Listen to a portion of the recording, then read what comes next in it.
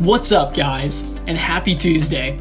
So for today's devotion, we're looking at John chapter 15.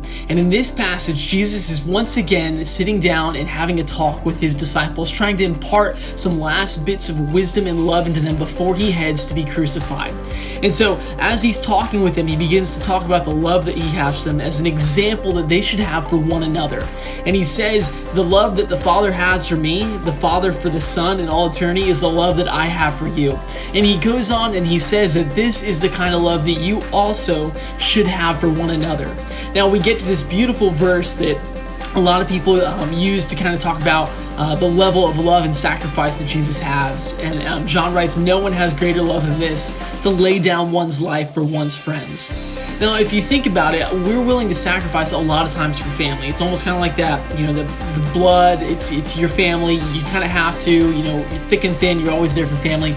With friends, though, you kind of get to pick and choose. Your friends aren't always going to be there forever. You kind of have to decide, is this a friendship that I should invest all my time in? Is this a friendship that it's good, but maybe it's not the best? And so when someone does something for a friend, there isn't that family obligation there, and it carries a lot more weight. And so Jesus right here is telling his disciples, you want to know what love looks like? The greatest love is this: laying down everything you have for your friends. The people who owe you nothing. You don't owe them anything either. I mean, it's by choice that you associate with one another. And we would be willing to do a lot of things for our friends. And I've seen many of you guys serve your friends and love your friends, and it's a beautiful thing. But to get to the point where you're saying, hey, I'm going to completely end my story and give up everything I have for you. I'm going to take what you deserve, the punishment, the penalty, the difficulty, so that you don't have to. I mean, that is love at its finest on display right there.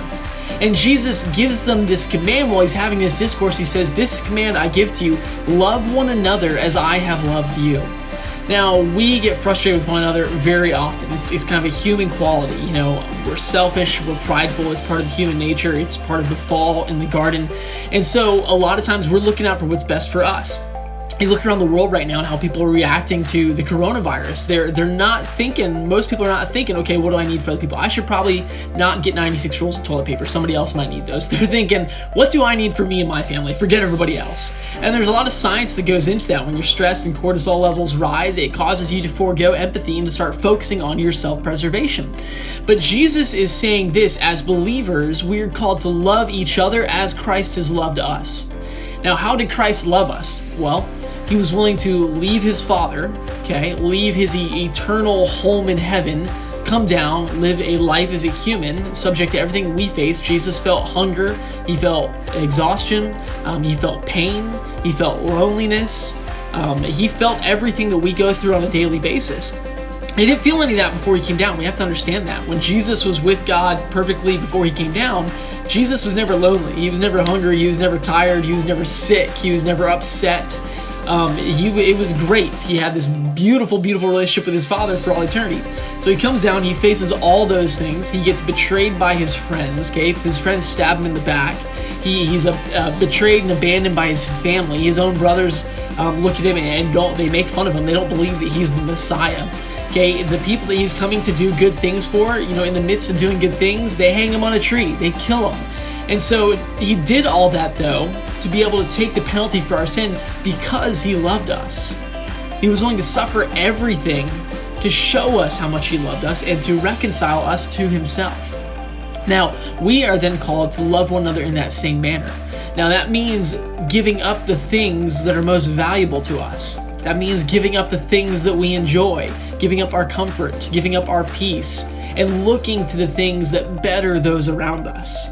How can I give up the things that are important to me and love someone who's next to me? How can I put them first? How can I bear their burdens? How can I be an encouragement for them? How can I lift them up when times are difficult? That is not an inherently human thing to do. It's difficult because it requires us to put aside our pride and our selfishness and focus more on somebody else. But when we focus on Jesus and the love he had for us, and by that the love the Father has for Jesus, we get a beautiful example of how we can do that. And so my challenge today is this: as you go through your day, whether it's with a sibling, a parent, a friend, somebody, find a way to give up your own comfort and your own needs to love them. Doesn't have to be something drastic. I'm not asking you to go get crucified. What I am asking is find a way to where you can give up something of yours for them. Now, when we serve somebody and it requires nothing of us, it's a beautiful thing to serve still, but it's not the same. When you serve somebody and it requires something of you, it's a whole new level of service. And the cool thing is, in that, you tend to feel a lot of it yourself. There is something absolutely beautiful about sacrificing something for the betterment of someone else. And so as you go throughout today, look for ways that you can step into one another's stories, give up something of yourself to better that person. I love you guys. I hope that you're falling more in love with Jesus as we walk through these devotionals, looking at his life and what he came to do and who he was and what he taught us about the Father. Stay tuned as we continue posting more videos this week. We'll be in contact the rest of the week. Our Zoom meetings start back up tomorrow night, middle schoolers, so stay tuned for that as well.